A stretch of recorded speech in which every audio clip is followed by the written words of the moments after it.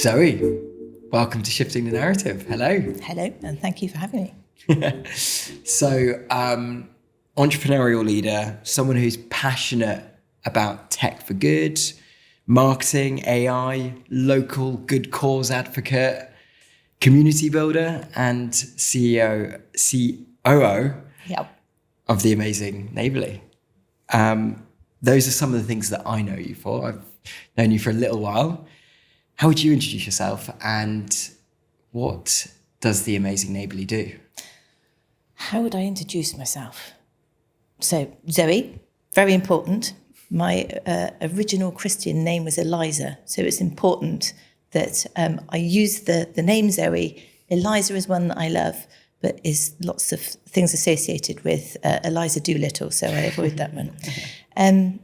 Chief Operating Officer at Neighbourly really does mean Chief Octopus. So I have a tentacle literally in every part of the business, ensuring that we're operationalising the vision there. And Neighbourly is such a passion of mine, having been with the business since it was founded 11 years ago now. 11 years ago, wow. Absolutely. And have built it from a piece of paper into a network which supports corporate organisations to donate the resources they have to give away. And those resources could come in the shape of time, money, or surplus. And also an amazing community for local charities across the UK and Ireland. There's 40,000 of them registered now. Whoa. And they have been able to collaborate together, and across the ecosystem, we've managed to deliver £1 billion worth of social value over that last 11-year period. But the very beginnings of Neighbourly were fascinating. We started with a piece of paper, as all businesses do, and we tested the theory of Neighbourly. Is there a need in the market for companies to be able to donate locally into their communities? And the answer was yes. And we were so lucky to have partners like Marks and Spencer and Starbucks backing us when it was a piece of paper. Nice. Because they had a real need and they could see that there was a gap there. How did you find that need? And I'm interested to know that piece of paper, was it, a few people around a pub table, around a kitchen table? How did it happen? So the founder of Neighbourly, a chap called Nick Davis, used to lead an agency which specialised in localisation. It was all about how do you get brands connected to and engaged in the communities that they're serving, and be able to talk to that community in a relevant way. Back in the olden days, that agency was a kind of an analogue agency, and there was a lot of work that we did in the field. And so part of my role in that agency was building and scaling an experiential team that was charity by charity, brokering the relationship between these corporate partners and these local good causes. And the challenge with that is trying to invite a huge brand like Tesco to speak the same legal language as the local boxing club. It's phenomenally complicated. And more than that, charities didn't have a digital footprint, all the little community organisations didn't have a digital footprint. So all of the opportunities were mined manually. We'd ring the local paper. We even looked in the yellow pages, if people are old enough to remember what that was, to identify where there was perhaps this local opportunity to connect with a corporate partner. And what we learned in that space was, if you can connect these two things together really well, if you can connect causes that represent the brand pillars, then actually you create this really interesting relationship between those entities. But it was utterly unscalable. And so Nick had the smart idea that if you're able to bring these things online, if you're able to create a digital space where on one side you've got charities saying this is where we are and this is what we need, and on the other side a space where companies describe, well, this is what we've got to give away, you can match those two things together with great accuracy. So yes, it was a piece of paper, and yes, we spent a lot of time in a pub and then from a cafe, and then we were really lucky enough to be incubated by Set Squared, which is an incubator in Bristol, and have built the business from there. I love it. Well, we've got plenty of time to talk over that journey. I'm really interested to know a little bit more about how things looked for Zoe when you were younger, and especially like, was there any specific standout moments for you where that kind of social good interest was sparked?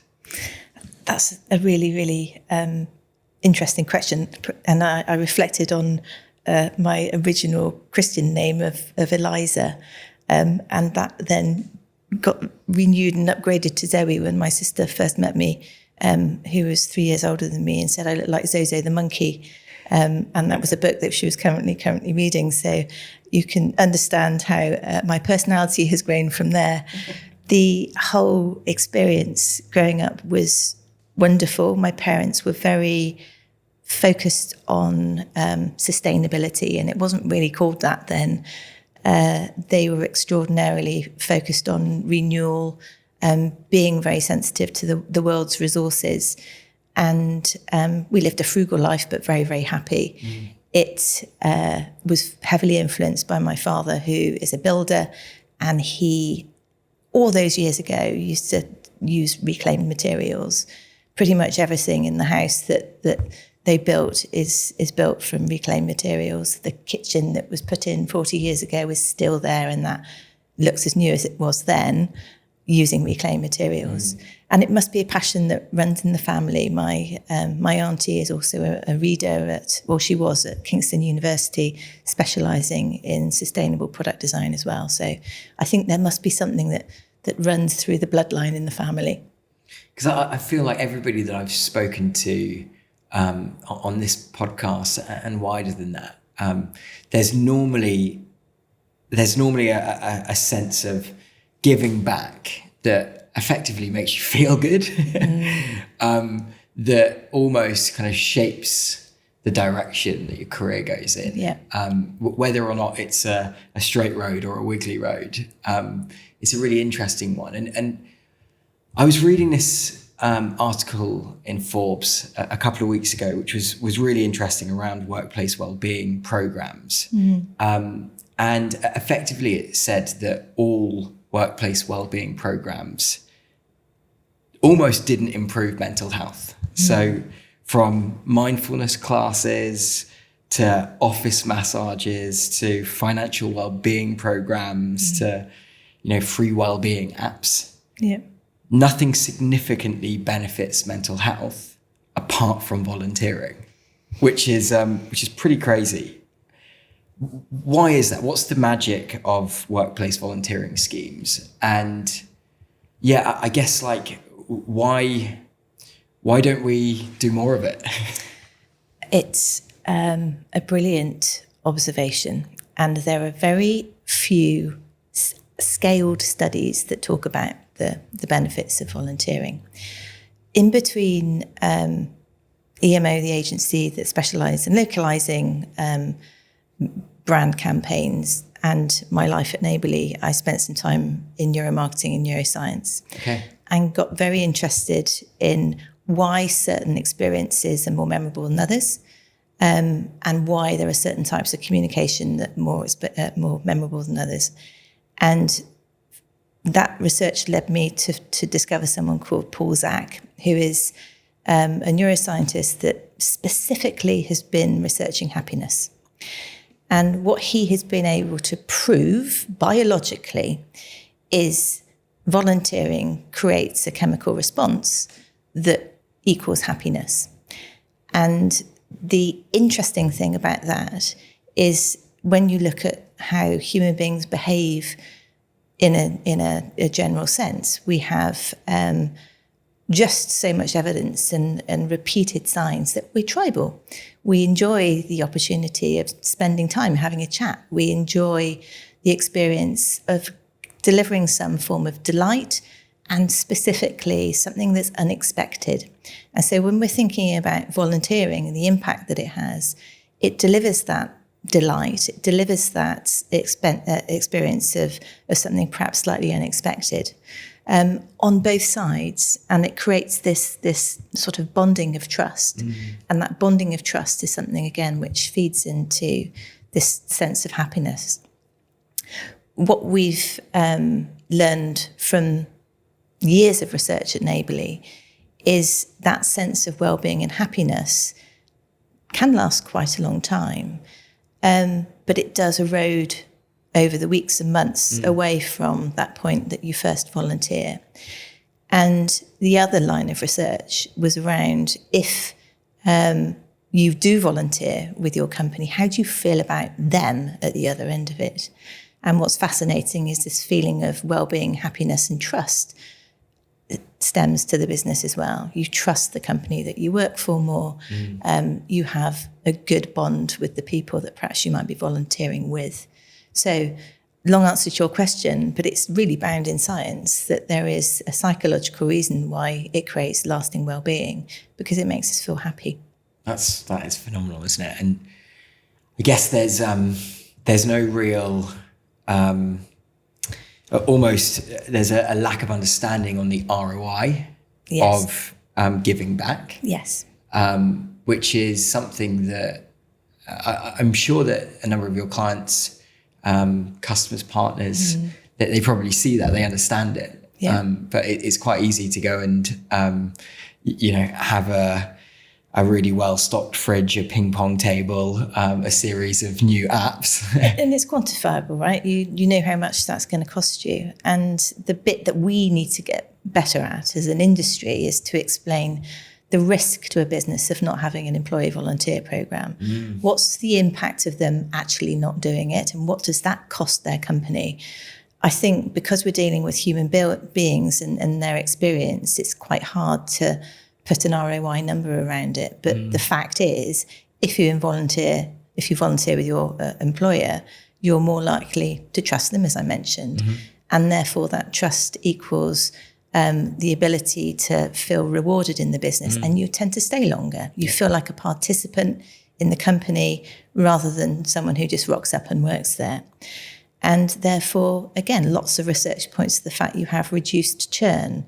If you have reduced churn, that means that you aren't experiencing lots of recruitment costs.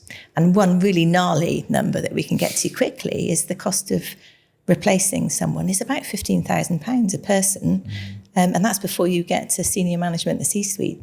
When you think about the recruitment costs, the onboarding time, the training, the ramp-up time, it's a phenomenal amount of money. So through a really simple thing like giving people the opportunity to volunteer, the return on investment is phenomenal. Yeah, and happier employers are more productive. Yeah. I think the Great Resignation 2.0 is kind of, we're in the midst of that at the moment.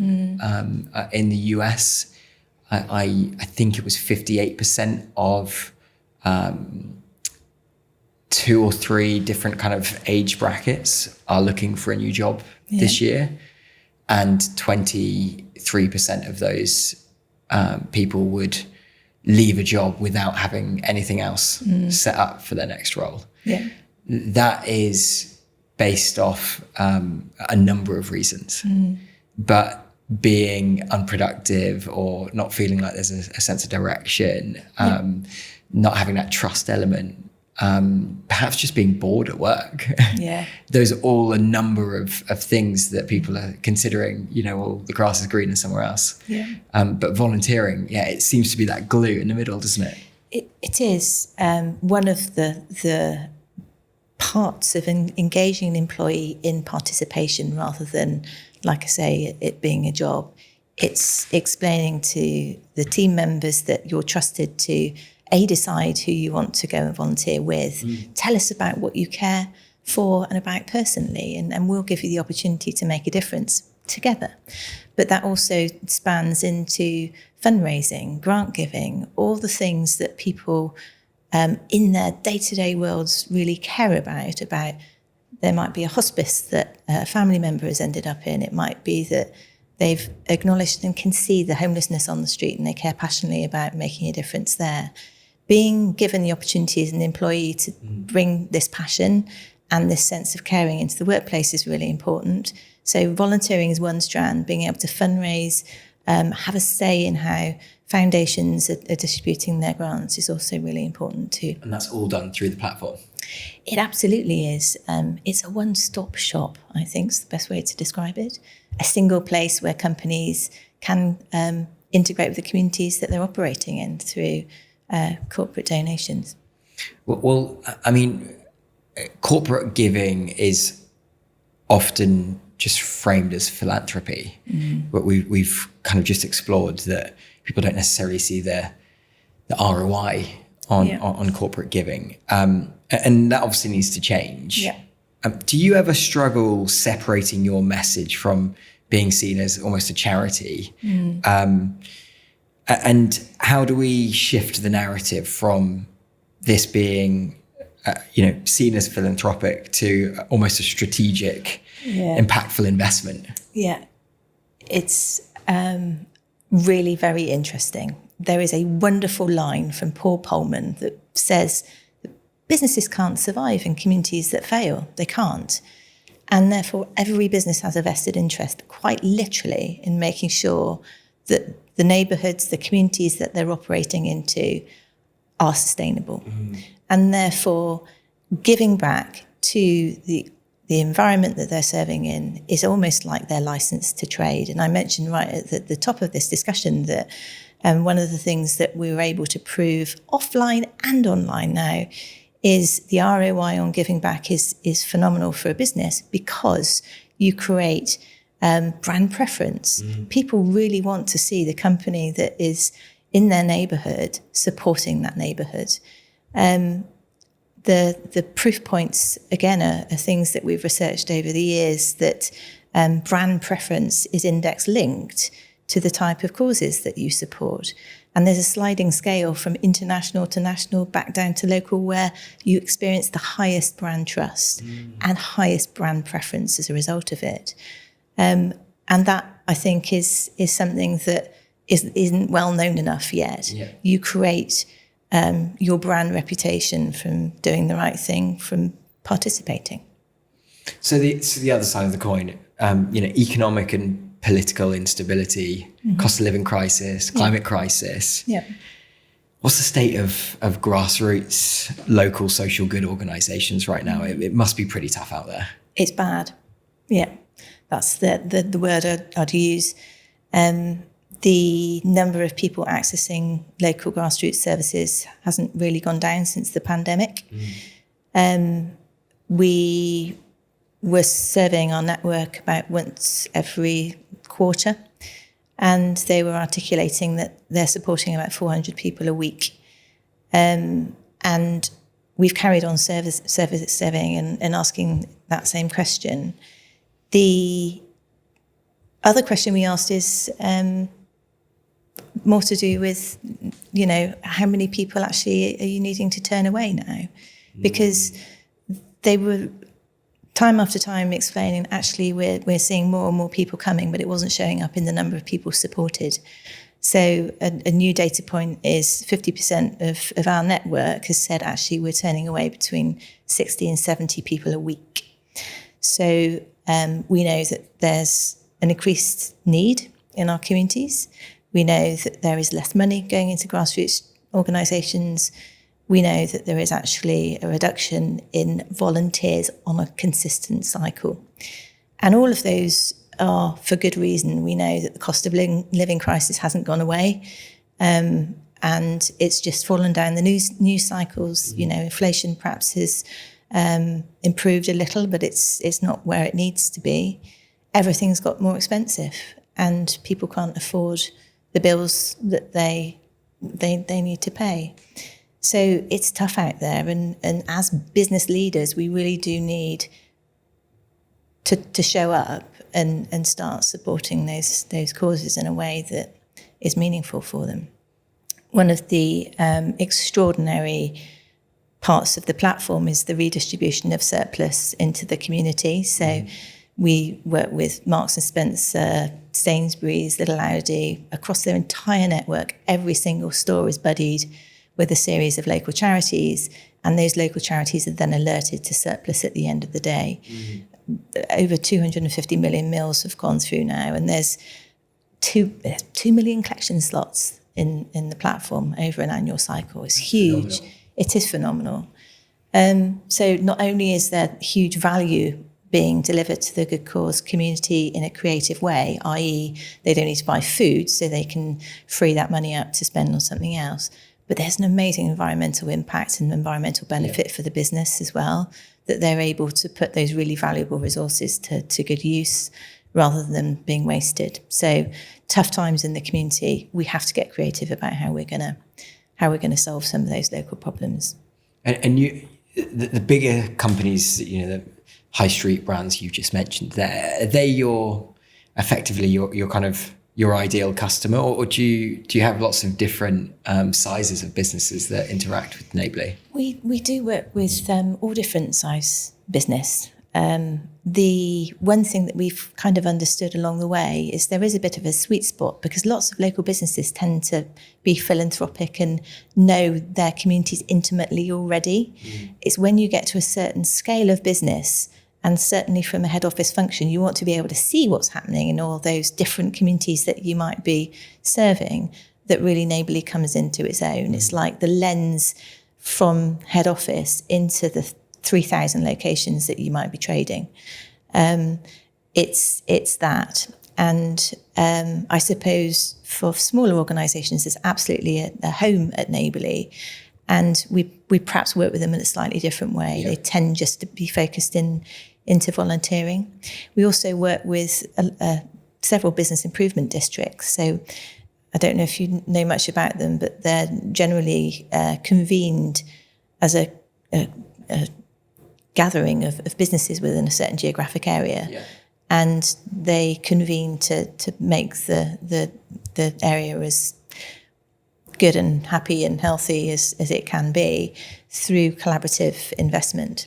And so we work with business improvement districts to talk to all of the businesses there to say, hey, let's see how we can help you with volunteering or getting grants for the community or getting that surplus out. So there's a right old mix. Yeah, and I think that's really interesting, isn't it? Because, perhaps the smaller organisations, they also don't have much cash at the moment. Yeah. They're also being affected by all of the macro things that are happening in the world. Whereas, some of those bigger organisations, they're doing pretty well right now. And so it's really interesting that you're able to flex your service with, different needs. But I'm interested to know, let's imagine this. Imagine that you're in government. Ooh, there's a question. Yeah. You could implement one change to enhance support for local good cause organisations. But what would it be? Only one. I have a list. Go on, let's go for a list then. We'll say top three. Top three. So the most important one is removing VAT from directly donated items. So a company might have products that are at the end of their life. They might be coming out of sale. They might be end of line. If they donate them for direct use, i.e. for a person in need within the charity to use, rather than that charity selling, there's a VAT impact to the company. Right. If they throw it away, it's cheaper. We know that there's so many valuable resources that people need to tap into. Again, back to the surveying the network, we hear that there are all kinds of white goods, household items that are urgently needed by people that have been displaced for various reasons. And if we were able to unlock this, we'd have an enormous environmental impact, a huge benefit, but millions of pounds worth of goods would flow into the local community causes that's really needed. So that's top of my list. It's a huge passion. We've got to change it. How are you doing that? How? Just lobbying? Working with the British Retail Consortium, the CBI, talking to any company that wants to lend their name to the lobbying for it, really. Maximum viable impact. Maximum viable impact. And really, when you think about how much the Treasury earns from this, it will be minuscule in the grand scheme of things, but the impact will be huge, absolutely enormous. So it's a big passion. It's something that we will continue backing. That's really interesting. What's second on the list? A second on the list is almost mandating workplace volunteering, that every employer should be able to offer a day. And that not only has well-being, positive experience for the person going through the volunteering, it has a benefit to the good cause community, but it also starts to open up your mind and your network to new people and different, perhaps, ways of living that you haven't experienced or understood before. You get to meet very different people, and that's extraordinarily important when you're starting to think about how you live your life and how you show up in the world. But it's interesting because what you've provided is such a solution. You know, we're a B Corp. We've always run as a purpose-driven business at Enviral. We've got paid activism days. We've got paid volunteering days. And the amount of people who don't take them, mainly because everyone's busy, right? But also people don't necessarily know where to go. Yes. That's the biggest blocker. We've changed our volunteering approach for one of our amazing employees to organise team volunteering sessions. So there's a bit of a kind of a buddy system, because maybe it can be a bit overwhelming and scary if you've not volunteered before, or you're going into an area which might perhaps make you feel a little bit uncomfortable. And doing it as a group in a safe space is a really interesting kind of initiative and way to open your eyes up to different amazing things that are happening in the local community. But yeah, the biggest thing is effectively, like, people almost need it to be in front of them. It needs to be well in advance of the diary. Yeah. And it needs to be locked in. So you offer that, which is the big thing. It's a really good observation. And the one thing, again, after 11 years of delivering these programs via the platform in partnership with all the companies we work with, is actually we have an understanding there needs to be a culture of volunteering in the workplace. And that helps give the employee a sense of permission to take the time out that some people feel guilty about taking the time out. And a phenomenally successful model is a bit of a scaled version of your team volunteering. And that really is, we call it peak volunteering, where the whole company goes out over a certain period of time. It might be a week, might be 2 weeks. And everyone gets behind going to work with a local good cause and experience their world for a day. And then they can share those stories together afterwards around a table with a cup of tea or a beer or whatever you fancy, just to share those experiences, which again is really, really important.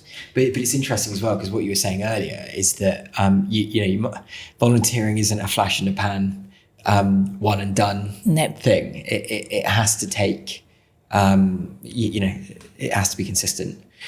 The other blocker that we've sometimes found is that effectively a charity doesn't need somebody to come in and do some volunteering for 4 hours once a year. They need that consistency, and actually it can massively interrupt their operations. Yeah. So I think it's I think that the mandate that you'd bring in as somebody in government, having one day, it almost needs to be one day a quarter. Yeah. Or half a day. But there are every things. Half year. There are things you can do on a micro level. So there are certainly mentoring programs that you can do on micro volunteering. So jumping in for an hour. There are things that you can do, lending your support, writing a marketing plan or social media structure. There's all kinds of things actually that are hugely valuable that aren't about day-to-day operations that you can give as your volunteering. And third and final on the list.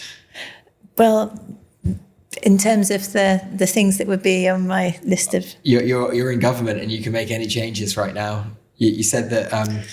If I could make any changes, it would. Yes, I probably shouldn't go directly into that one, because there's a really poor distribution of wealth, and maybe it is worth touching on that. Our country and the States are actually quite similar, that we are considered a rich nation, but when you look at the proportion of wealth, it tells quite a stark story, and we have a thin veneer of extremely wealthy people, and then we have everyone else. And that's why we end up with 20% of the UK population considered as living in poverty, which is a really startling number for a nation that's described as a wealthy nation. 20%. And people, I think, just get on with their day-to-day life, and that's why we don't hear about it. We're also, unfortunately, stuck in a bit of a perma-disaster, aren't we? Since the pandemic, I don't think we've had a whole heap of good news to say, let's celebrate this major news story, something wonderful's happened in the world. It just hasn't happened. So human beings have become quite tired about hearing all the bad things in the world. So this population, 20% of the UK population in poverty, just isn't discussed. So we have to do something about that. We do. And back to what else would be on my list is really making sure that every company in the world backs the living wage. Yeah. That isn't something that directly Neighbourly has a strong view on, but I do personally. I really think that we have to be paying people what they need to survive, but equally we must be really mindful of the fact that there are other things in the ecosystem that would need adjusting as well. Yeah, so the biggest companies and the wealthiest people should bear the brunt of doing more, or at least contributing more financially. And then the people on the lowest wages should be being paid more fairly. I think it's pretty obvious, isn't it? It kind of when you is. say it like that. But it kind of is. But it's the language around bearing the brunt, which makes it sound like it's a hardship. That's a really good point. And we need to make sure that we're bringing positive language into how we're talking about society and how we're going to build an ecosystem that works for everyone. Otherwise, we end up with this polarizing language. And I'm fascinated by the World Economic Forum Global Risks report that comes out every year, and societal polarization is in the top 3. It is. And that's because we have unfortunately ended up with a system that doesn't work for everyone. We have, like I said, a very rich tier. We've left millions of people behind unchecked, and it absolutely must be solved, but making sure we use the right language to help people understand why is really important. 100%. You know, it's so interesting that the whole point of this podcast, our whole mission, is to shift the narrative, and it infiltrates into absolutely everyone, no matter if you're really trying your full mission to try and change things. You're totally right. It seems almost like that there's this divided state, isn't there? And there is no such thing as it fits perfectly for everyone. No. I'm really interested to kind of get your perspective on initiatives, things like B Corp. You guys are one of the earliest UK B Corps.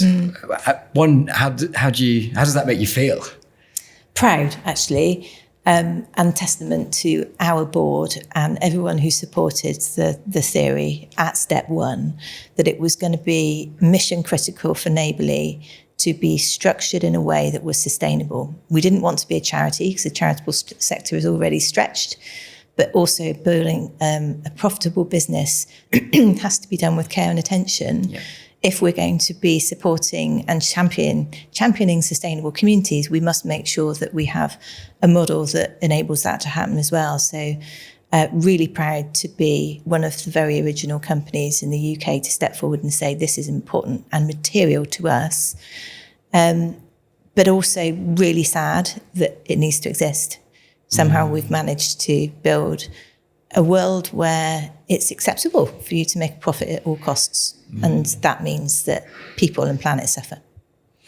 But, what we've kind of just gone through there with this divide, B Corp, and especially in kind of recent years, it has evolved and changed and developed. I'm a big believer that we need all companies to be, really striving for more than just profit. But inside the B Corp community, outside the B Corp community. There's a number of people that think that brands who are certified as B Corp aren't truly meeting the spirit of the movement, or the spirit of the initiative, the accreditation, and it's almost there just as a tick box. Like, do you see that? Do you see the new certification helping? I know that both of us have benefited from collaborating with much bigger organizations that do have the resources and the means to help in lots of different ways, even though their business models might not inherently be purpose driven. No. Where do you kind of sit on all of that? Everything exists on a continuum.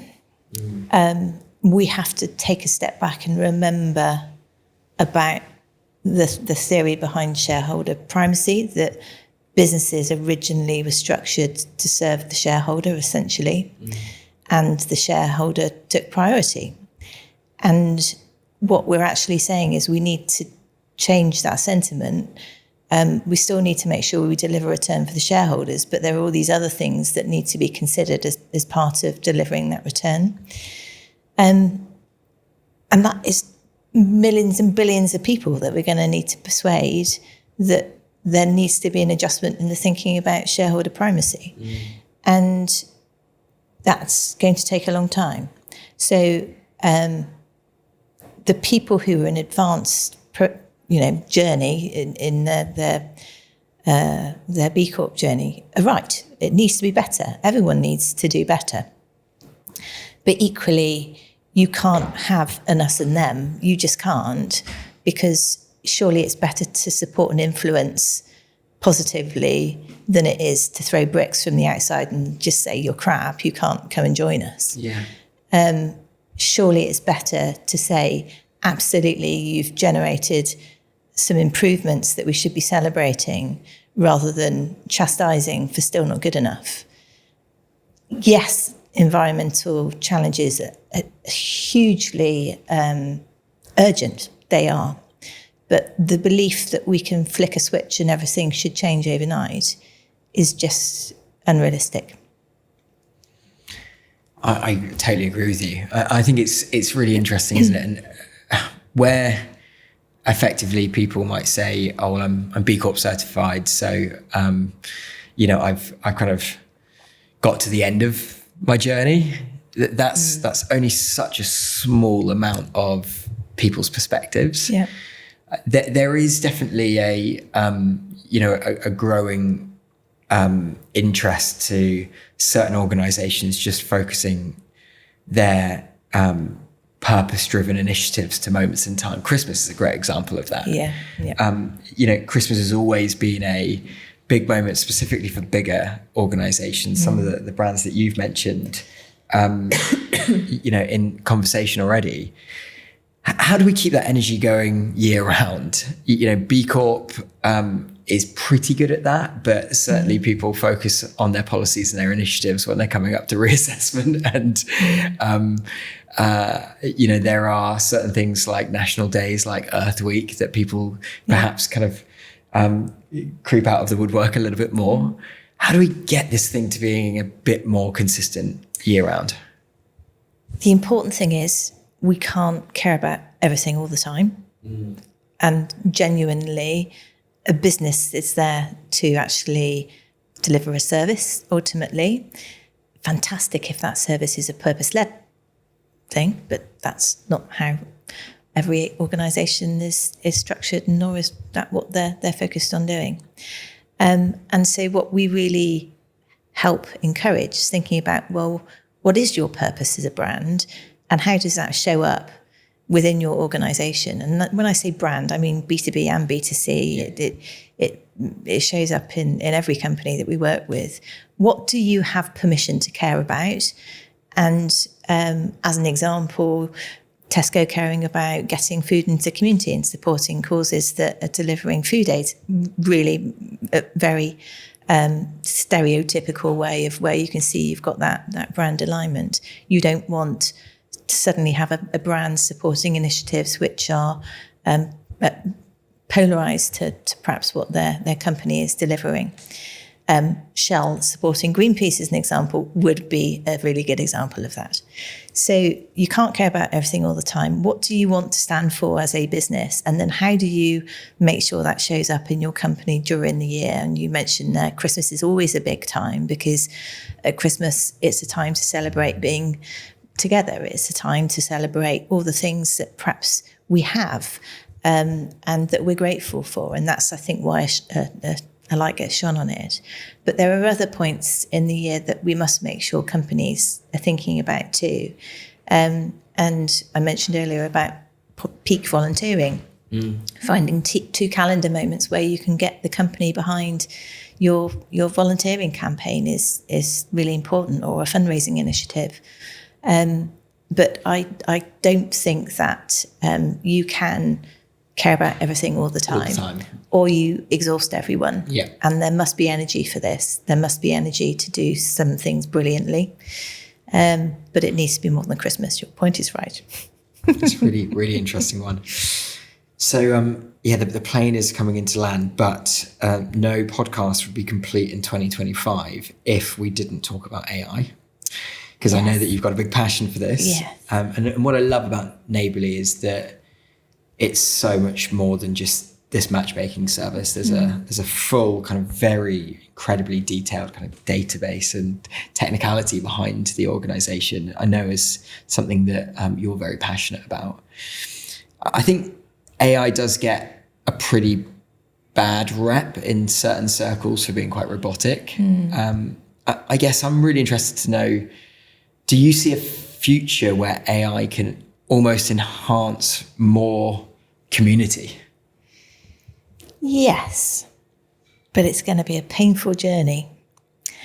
And if I build on that a little, it's almost like a technical pandemic moment, that the pace of change around AI enhancements is so rapid that it's hard to stay up to date with. Every single day there is an evolution, a change and an upgrade, particularly when we're thinking about generative AI. Can you just explain what regenerative AI is? Yes, it's and in consumer terms, it's the ChatGPTs of this world, and everyone would have heard about ChatGPT. It's thinking about Copilot that Microsoft might be leading the way on. It's these interfaces, we call them chat assistants, where you can ask it a question and it will deliver you a really intelligent response. A year ago, people were poo-pooing it, saying it hallucinates, it's giving me the wrong answers. But now we've seen this real rapid cycle of updates where we have deep research versions, which means that you can actually get reasoning from the assistant, the digital assistant, to deliver some very, very credible research pieces around a subject matter that you might be interested in. The passion that we have at Neighbourly is always understanding how this impacts the communities that the network is supporting. And so back to what I was explaining earlier around this repeat cycle of surveying, in the autumn survey, the cause community explained that they didn't know where to start with AI. So around 67% said, I just don't know where to start.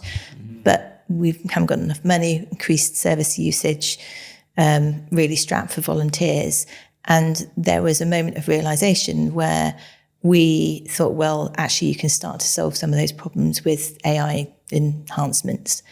And we were lucky enough to be part of the Microsoft Entrepreneurs for Positive Impact Accelerator, which is very, very easy for me to say. But the huge benefit of that was being invited to hear from them about the advancements in AI and why it's so important that people go on this learning journey together. So we've taken those learnings and we've started to activate an AI skilling program for all of the good causes in our network. That's awesome. Microsoft are collaborators and partners and have supported with the content. And it's a really interesting model. It works on a network effect. So we've developed the assets. all of the corporate partners that volunteer through the Neighbourly platform are invited to bring their workforces to the table. So we create an army of volunteers which become upskilled in AI, specifically around these generative AI models and the benefits that they could have. And then the employee, once they've built their knowledge, then go on and take it to the good cause community, who go on to train the service users. So it's a bit of a friend-get-friend mechanic, a multiplier associated with making sure that you share your knowledge that you've built with the next person. And it is so important. I mentioned earlier that the AI world is like it's like a tidal wave coming at us. It's moving so quickly. It will change how we work. It will change how we use the internet. It will change how we interact with each other. And back to your question around, actually, could it do good in the community, create more connection? Absolutely, yes, it will, but it will be fractured for quite a long time, because every single person is now in a situation where they can build a little assistant to help them with something. And we'll see a lot of splintering of, I suppose, the products that help you interface with communities, I think. And our, I suppose, ambition is to raise awareness of what good looks like, how to operate safely within that environment, and how to think about benefiting in a really responsible and ethical way. It is something that we don't have all the answers for yet, and hence why it's so important that we must share the knowledge around how to be safe and how to think about the law of unintended consequences as part of that. I feel like we could talk for at least an hour just on that subject. Yeah. So we'll have to do that. But we are out of time. So yeah, as much as I've got 2 or 3 questions on that, I think we're going to have to save that for another time. We always end with a few quick fire questions. So we're not going to change that now. So what music are you listening to? What's the thing that's going to pump you up for a big day in the office at Neighbourly? Can I have more than one? Why not? You can have 2. 2, is that all? Okay, all right. So I'm a big fan of David Guetta, live in Ibiza, getting the energy going. However, I also love Amel and the Sniffers. So again, that's a great energy enhancer. But if you want to take it back a bit, I'm listening to Aretha Franklin, who's just good at calming the soul. Yeah. So that was 3, I'm sorry, but they're all really important. David Guetta, live in Ibiza. Wow, I'm not gonna lie, I wasn't expecting that. No, it's, absolute energy. I love it. I'll send you the link. What book or audio book would you recommend to listeners? I know that you're you read a lot of books, but you might not necessarily finish them all. Yes, that's really good. Yes, so a book that I've started, and you understand why I haven't finished it yet when you research it, is something called Nexus, which is the history of social networks since the Stone Age to AI.